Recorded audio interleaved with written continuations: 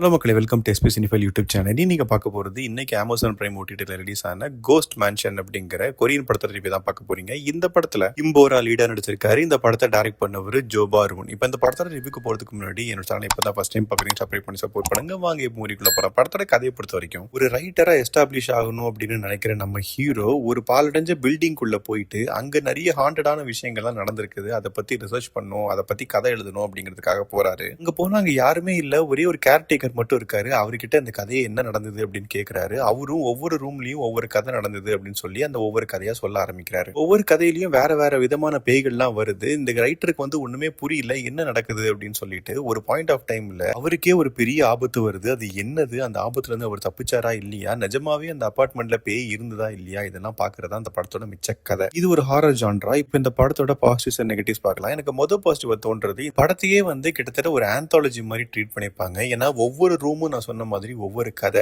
ஒவ்வொரு கதையிலயும் வித்தியாசமான பேய்கள் வருமே தவிர ஒரே பேட்டர்னை ஃபாலோ பண்ணிருக்க மாட்டாங்க. அதுவே பார்க்க கொஞ்சம் இன்ட்ரெஸ்டிங்கா தான் இருந்தது. நார்மலா நம்ம பேய் படத்தோட எக்ஸ்பெக்டேஷனே நம்மள பயமுறுத்தணும் அப்படிங்கிற விஷயம் தான். அந்த விஷயத்தையும் ஒரு சில இடங்கள்ல நல்லாவே பண்ணிருக்காங்க. குறிப்பா நான் சொன்ன மாதிரி ஹீரோக்கு ஒரு விஷயம் நடக்கும், அந்த விஷயத்தை நம்மளால கெஸ் பண்ணிருக்கவே முடியாது. பெர்ஃபார்மன்ஸை பொறுத்த வரைக்குமே அந்த லீட் கேரக்டர்ஸ் எல்லாமே அவங்களோட பெஸ்ட்டை கொடுத்திருந்தாங்க, சூப்பரா நடிச்சிருந்தாங்க. மோர் ஓவர் இது ஃபுல்லா பேய் அப்படிங்கிற மாதிரி ஒரு கான்செப்ட் மட்டும் இல்லாம ஒரு சைக்காலஜிக்கல் ஹாரராகவும் ட்ரீட் பண்ணிருக்காங்க. அந்த விஷயமும் நல்லாவே இருந்தது பாக்குறதுக்கு. டெக்னிக்கலா அந்த செட்டா இருக்கட்டும், சினிமோட்டோகிராஃபி அண்ட் மியூசிக் எல்லாமே சூப்பரா இருந்தது. இதெல்லாம் அந்த படத்தோட பாசிட்டிவ் செட். நெகட்டிவ் செட் பார்க்கலாம் எனக்கு முதல் நெகட்டிவா தோன்றது, இதுதான் ஒரு பேய் படமா இருந்தாலும் நம்மளை பொறுத்த வரைக்கும் நான் சொன்ன மாதிரி நம்மள ரொம்ப பயமுறுத்தணும், ஒரு மாதிரி பதட்டத்திலேயே வச்சிருக்கணும். அந்த மாதிரி இந்த படம் இருக்குதா அப்படின்னு கேட்டீங்கன்னா அந்த அளவுக்கு எல்லாம் கிடையாது. சொன்ன மாதிரி ஒரு சில இடங்கள்ல தான் இருக்குதே தவிர மற்ற இடங்கள் எல்லாமே சரி ஓகே இப்ப என்ன பேய் தானே காட்ட போறீங்க அப்படிங்கிற மாதிரி நமக்கே தோண ஆரம்பிச்சிடும். சில சீன்ஸ் எல்லாமே ரொம்ப டிராக் பண்ணிருப்பாங்க. அளவுக்கு அந்த சீன் சூப்பரா இருந்ததா அப்படின்னு கேட்டீங்கன்னா அதுவும் இருக்காது. மொத்தத்தில் இந்த படத்தை பத்தி சொல்லணும் அப்படின்னா இந்த ஆந்தாலஜியா ட்ரீட் பண்ண விதம்